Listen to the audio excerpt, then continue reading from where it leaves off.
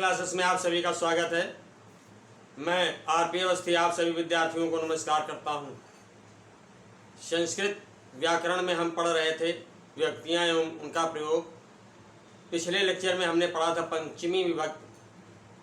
आज मैं आपको पढ़ाऊंगा षष्ठी विभक्ति और उसका प्रयोग। तो आइए पढ़ते हैं षष्ठी विभक्ति।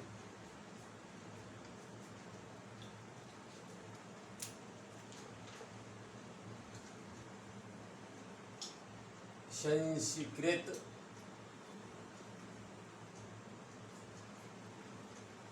व्याकरण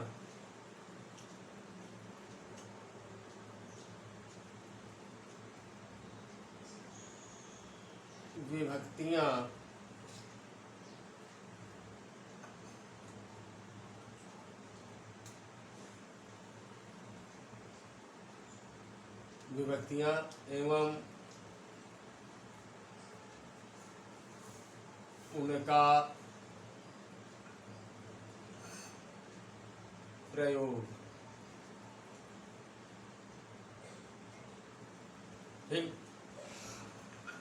आ जाइए षष्ठी विभक्ति।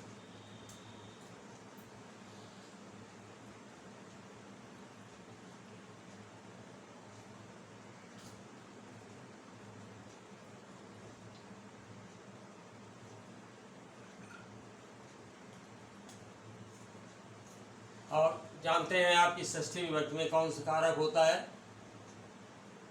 संबंध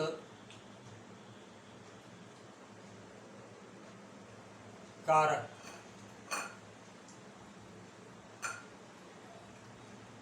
यानी काकी के रारी रे, उसका, उसकी, उसके, तुम्हारा, तुम्हारी, तुम्हारे, राम का, मोहन का, हरि का।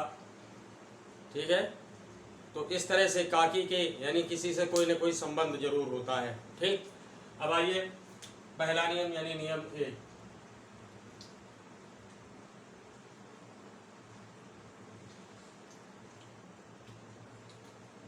पहला नियम क्या है? षष्ठी शेष प्रयोग है, यानी षष्ठी शेषे।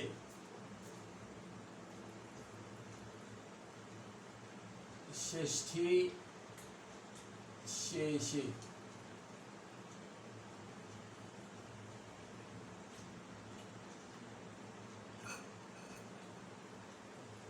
षष्ठी शेषे का तात्पर्य है कि अभी तक हमने जिन विभक्तियों की चर्चा नहीं की है उसका प्रयोग जो है षष्ठी विभक्ति में किया जाता है।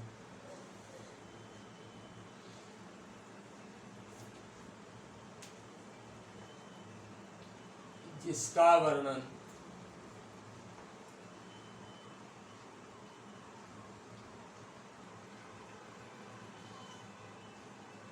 अन्य विभक्तियों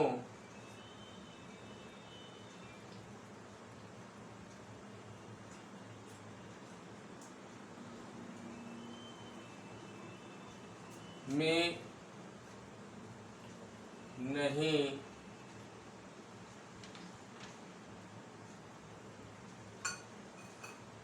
किया गया है।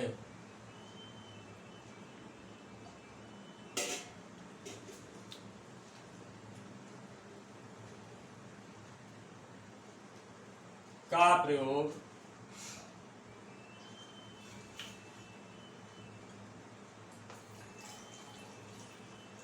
षष्ठी विभक्ति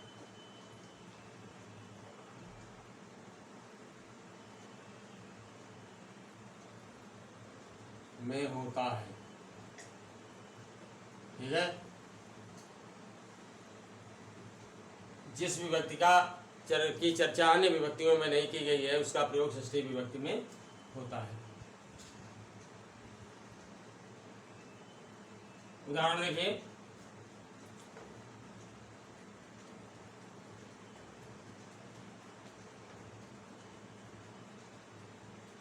उदाहरण पहला,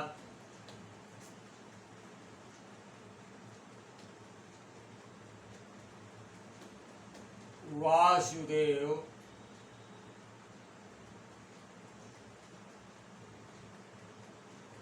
वसुदेव के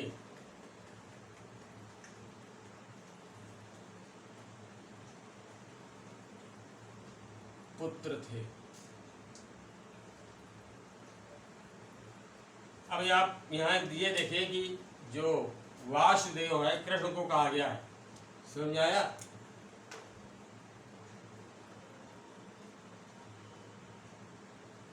वासुदेव जो है कृष्ण को कहा गया है और वसुदेव उनके पिता हैं, तो सम्मान देने के लिए यहाँ बहुवचन किया गया है। ठीक है, इसका जब ट्रांसलेशन करेंगे, संस्कृत में अनुवाद हम करेंगे तो बहुवचन का प्रयोग नहीं करेंगे। ठीक है, अब इसका संस्कृत अनुवाद क्या होगा? वासुदेवः वासुदेवः वसुदेवस्य, षष्ठी विभक्ति का प्रयोग होगा।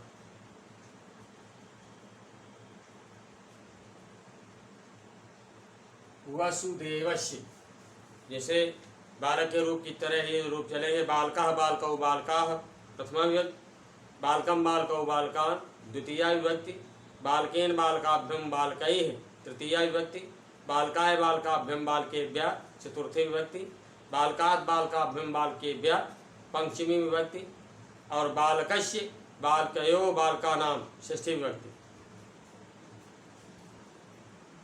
तो वासुदेवः वसुदेवस्य पुत्रः आसीत्।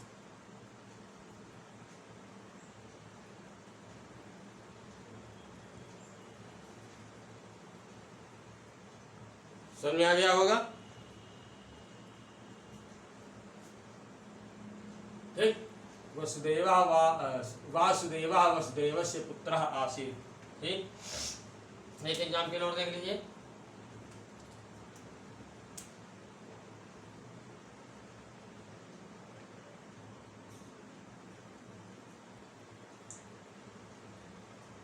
रमेश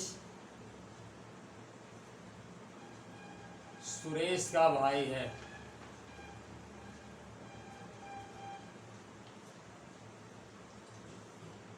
रमेश सुरेश का भाई है। रमेशः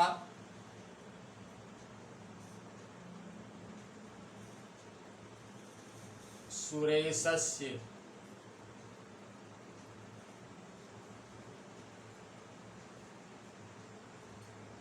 भ्रातः अस्ति।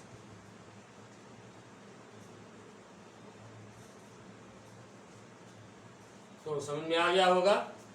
अब आइए नियम दो, दूसरा नियम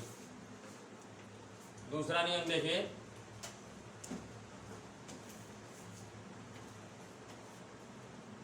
नियम दो, यानी दूसरा नियम क्या है?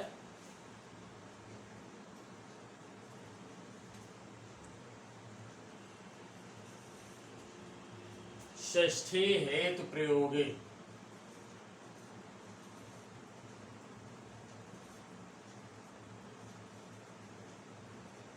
षष्ठी हेतु प्रयोगे, यानी जहाँ हेतु शब्द आया हो, जैसे वो पढ़ने हेतु विद्यालय जाता है। ठीक है, तो पढ़ना शब्द यहाँ जो क्रिया है इसमें भी षष्ठी विभक्ति होगी, और हेतु शब्द में भी षष्ठी विभक्ति होगी।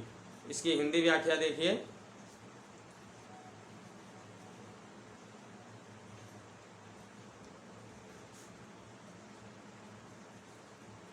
हेतु शब्द के प्रयोग में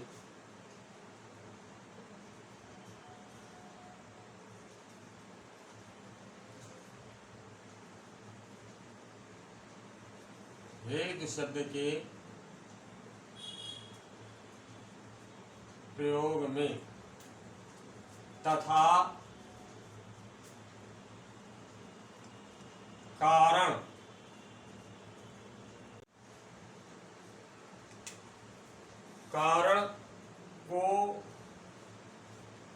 स्पष्ट करने हेतु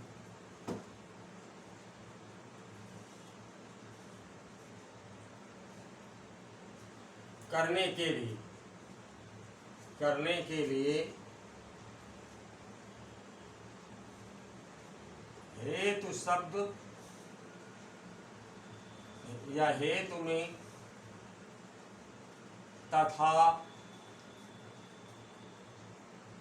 कारणभूत शब्द में, कारणभूत का मतलब जो जिस कारण वो कार्य किया जा रहा है, ठीक है, जिस कार्य के लिए हम प्रायोजित हैं, कारणभूत शब्द में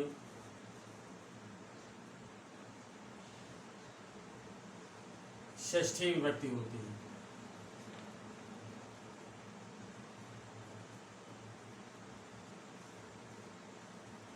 षष्ठी विभक्ति होती है।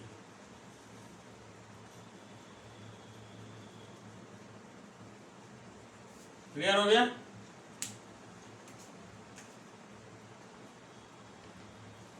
समझ में आ गया होगा। अब एग्जाम्पल देख लेते हैं। उदाहरण आइए, पहला उदाहरण,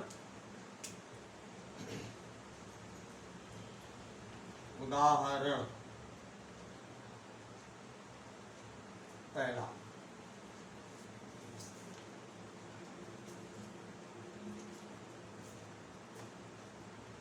प्रभा अध्ययन हेतु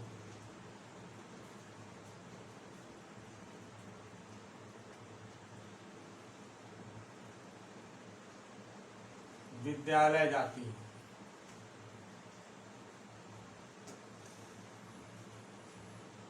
प्रभा अध्ययन हेतु विद्यालय जाती है।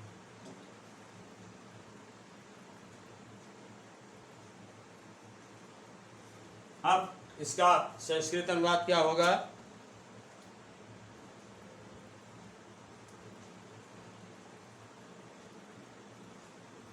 प्रभा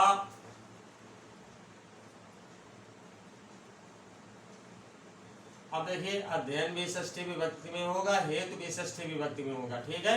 विशेष ध्यान देने की आवश्यकता है। अध्ययन में भी षष्ठी विभक्ति होगी और हेतु में भी षष्ठी विभक्ति होगी। तो अध्ययनस्य षष्ठी विभक्ति हुई, अध्ययनस्य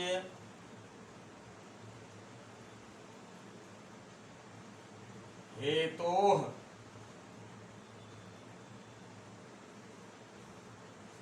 षष्ठी विभक्ति विद्यालयम, विद्यालय कर्म है, द्वितीय विभक्ति में एक वचन, विद्यालयम। कार्य हमारा लट लकार यानी वर्तमान काल में हो रहा है। तो अब ये प्रभा जो है प्रथम पुरुष का एक वचन है, तो इसके लिए जाना का जो जाने की क्रिया रूप है गच्छति, गम धातु का लट लकार में एक वचन, ठीक। इस तरह से प्रभा अध्ययनस्य हेतोः विद्यालयम गच्छति। एक बात और देख लीजिए, एक उदाहरण और देख लीजिए।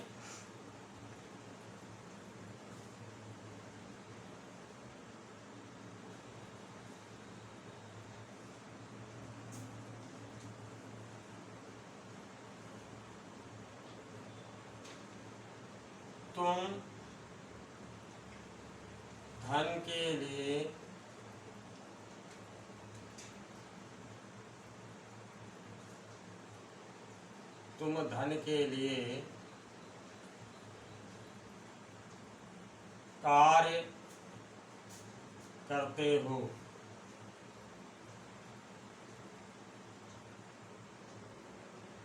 ठीक है, तुम धनस्य हेतोः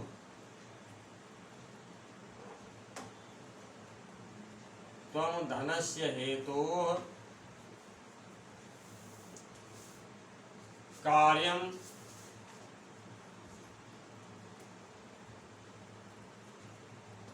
करोषि करोषि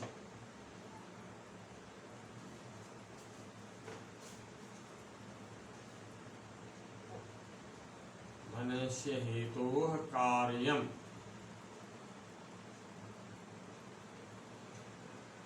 करोषि। तो इस तरह से ये दूसरा नियम समझ में आ गया होगा। ठीक है, नोट कर लीजिए इसे।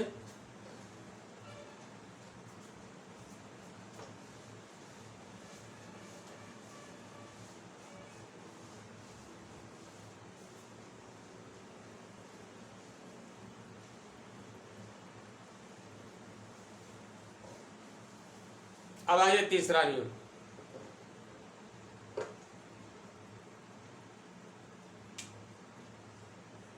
नियम 3,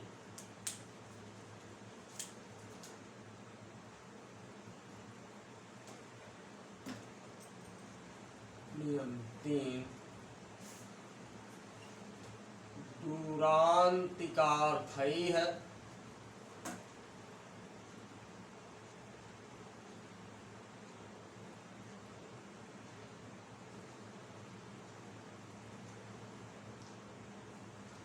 दूरांतिकार्थैः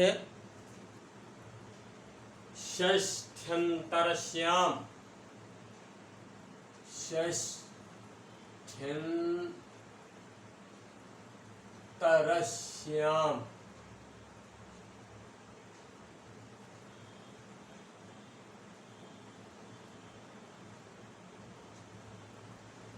दूरांतिक अर्थ है ये षष्ठ्यंतरस्याम। ठीक है, अब इसका हिंदी अर्थ देख लीजिए।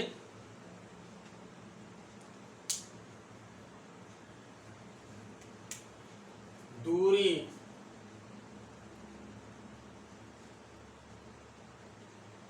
और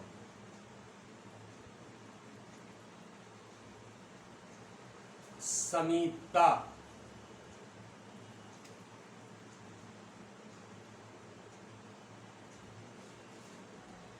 बताने वाले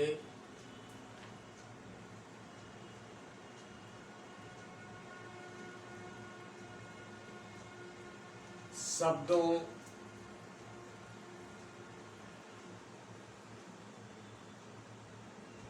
के योग में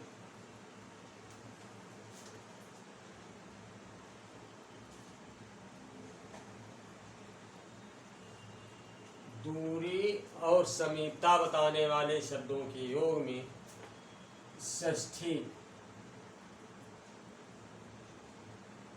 विभक्ति होती है।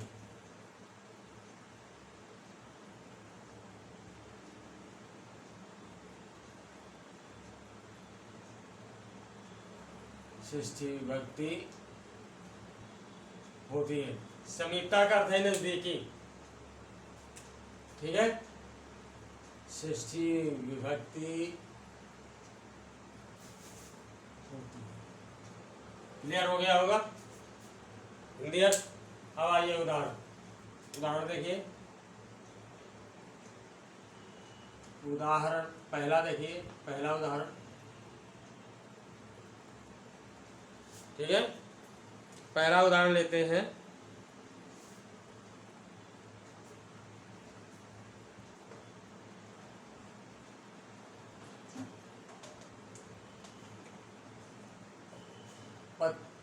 पोस्ट ऑफिस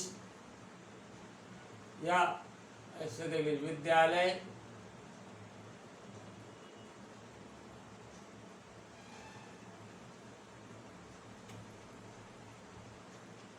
गांव से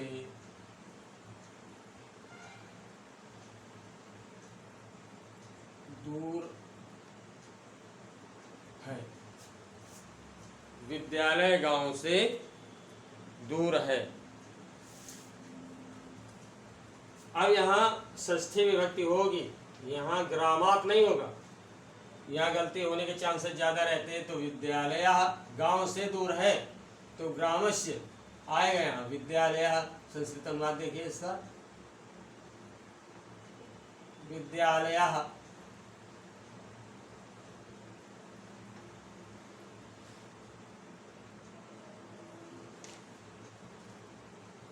ग्रामस्य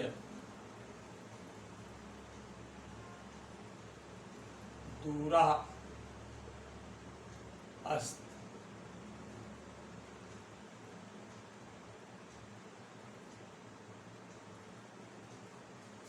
क्लियर हो गया? सॉरी दूरम हो गया, दूरम क्रिया है ना, तो द्वितीय विभक्ति में होगा एक वचन। अब एक एग्जाम्पल और देख लीजिए।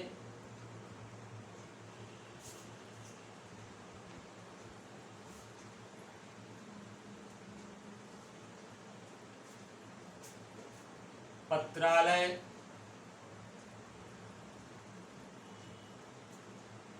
पत्रालय यानी पोस्ट ऑफिस घर के निकट है।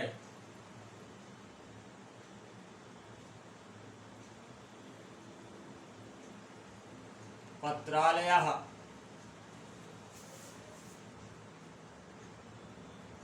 गृहस्य निकटः सॉरी निकटम सॉरी निकटम अस्ति।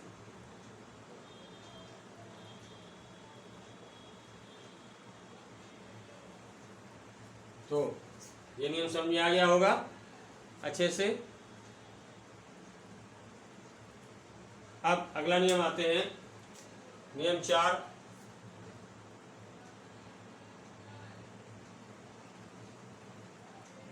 नियम 4 चौथा नियम क्या है? षष्ठी चा अनादरौ।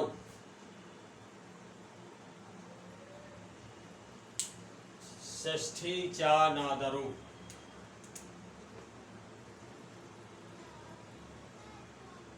षष्ठी च नादरौ।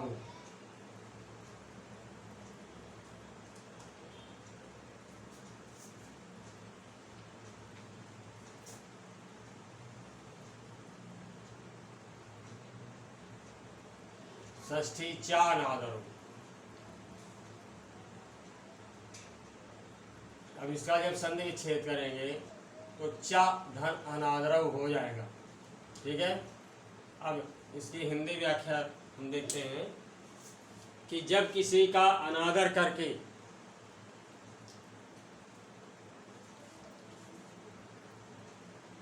जब किसी का अनादर करके कोई कार्य किया जाता है, जब किसी का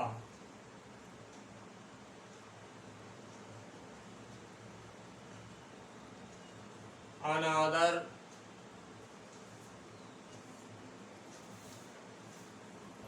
करके कोई कार्य किया जाता है,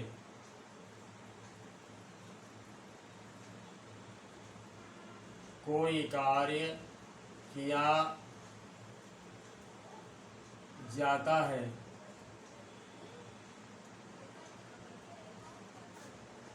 तो उसमें षष्ठी विभक्ति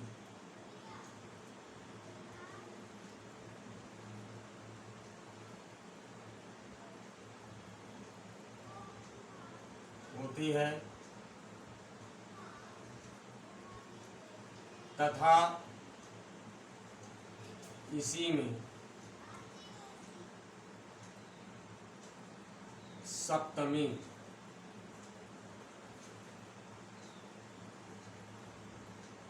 विभक्ति नहीं होती है।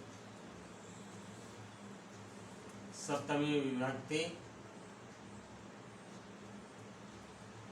ही होती है। ओके, अब उदाहरण देखिए।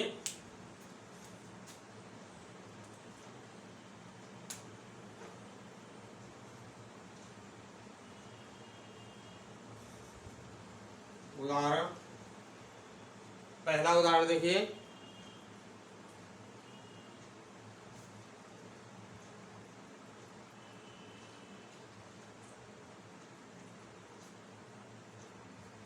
मेरे रोते रहने पर भी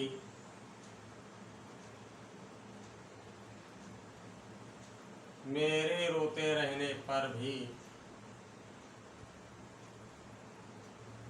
पिताजी चले गए।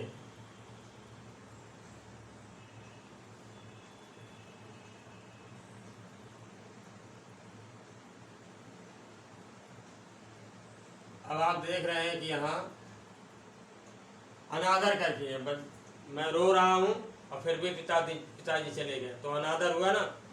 तो इसका संस्कृत अनुवाद देखिए। मम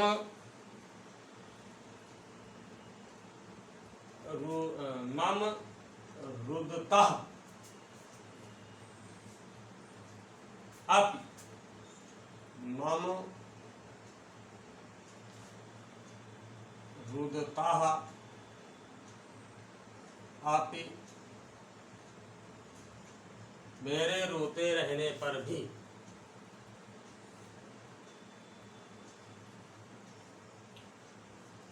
पिता अगच्छत्।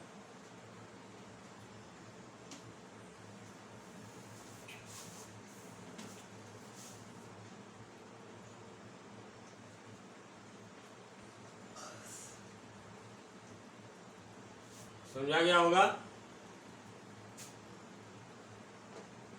अगच्छत्।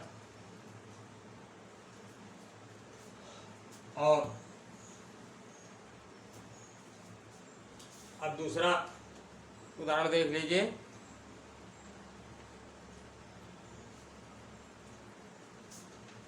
मेरे मना करने पर भी मेरे मना करने पर भी वह चला गया।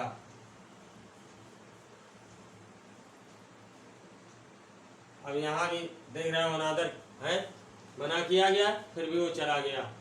तो अब इसका संस्कृत अनुवाद क्या होगा देखिए।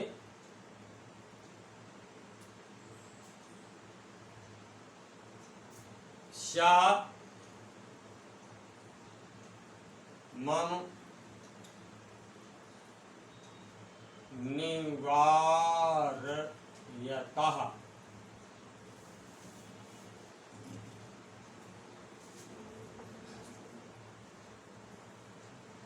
अपि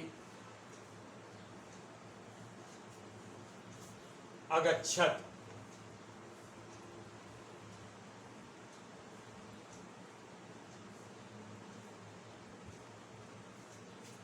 ठीक है, तो इस तरह से ये समझ में आ गया होगा कि किसी का अनादर करने पर भी जब कोई किया जाता है तो या तो षष्ठी विभक्ति होती है या सप्तमी विभक्ति होती है। क्लियर है? तो नोट कर लीजिए इसे।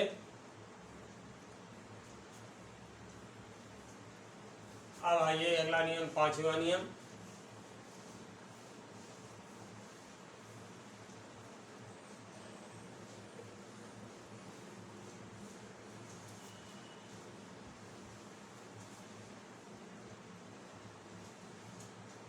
आइए देखते हैं पांचवा नियम क्या है।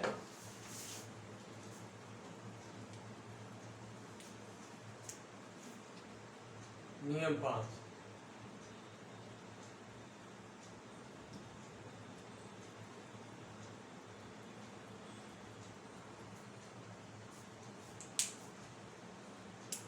तुल्य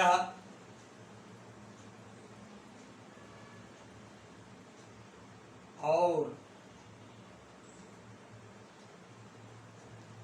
सदृशः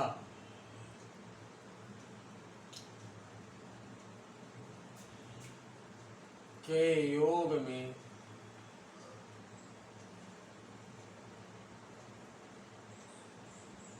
तृतीया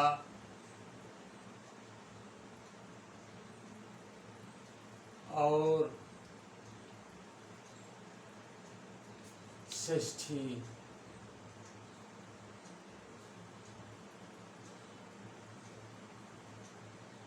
विभक्ति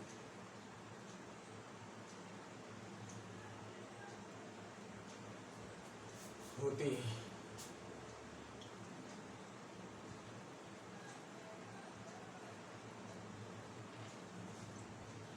तुल्य और सदृश के योग में तृतीया और षष्ठी विभक्ति होती है।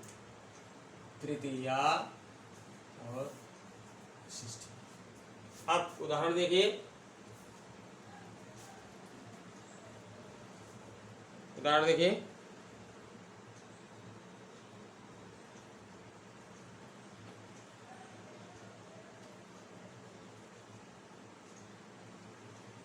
राम की उदाहरण पहला, राम के तुल्य, तुल्य माने तुलना में कौन वीर है।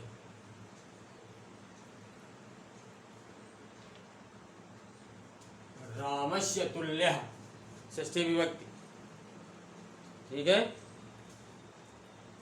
रामस्य तुल्यः कः वीरः अस्ति। राम की तुलना में कौन वीर है, ठीक है।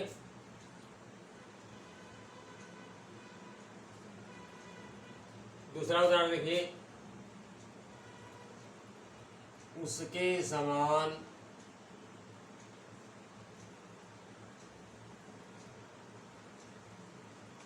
मोहन है।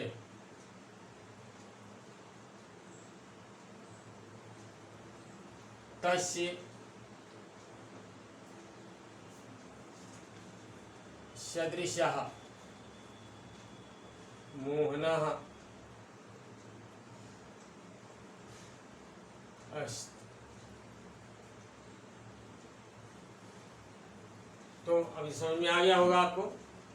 अभी आपने देखा कि यहाँ दोनों वाक्य जो है षष्ठी विभक्ति में है।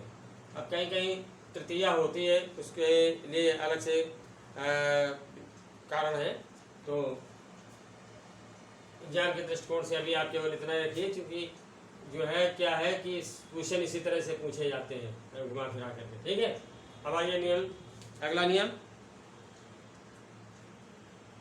तो इस तरह से भाई 5 ही नियम है इसमें, षष्ठी विभक्ति में 5 नियम है। तो उम्मीद करता हूँ अच्छे से समझ में आ गया होगा।